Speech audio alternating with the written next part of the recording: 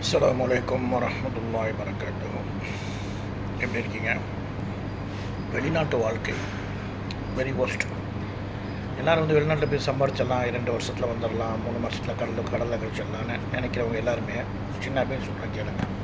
உள்ளூரில் 20,000 சம்பாரிச்சிங்கன்னா அதில் எப்படி நம்ம கட்டுப்பாடோட குடும்பம் நடத்துறது, ஃபேமிலி நடத்துறது, ரன் பண்ணுறதுன்றதை புரிஞ்சுக்கிட்டு வாழுங்க.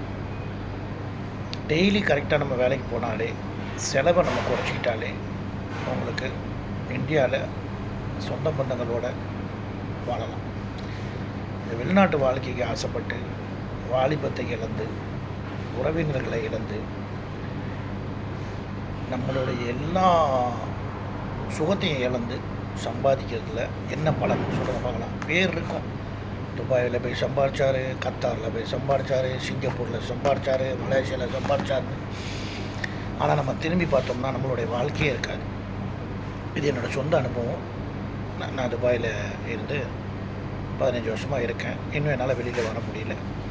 நீங்கள் நிறைய சம்பாரித்து ஜாலியாக பேசலாம் அப்படின்னு நினைக்கிற வாலிபர்களுக்கு சொல்கிறேன், நீங்கள் ஜாலியாக இருக்கவே முடியாது, போலியாக தான் இருக்கணும். அதாவது வீட்டுக்கு வந்து நான் கஷ்டப்படாமல் இருக்கிறேன், நான் நல்லா இருக்கிறேன் அப்படின்னு தான் சொல்லணுமே தவிர, கஷ்டங்கள் நிறைய உண்டு வெளிநாட்டில்.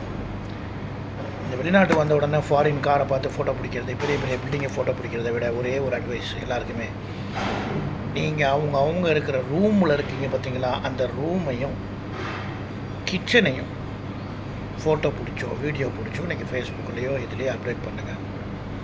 வருங்கால இளைஞர்களுக்கு ஹெல்ப்ஃபுல்லாக இருக்கும்.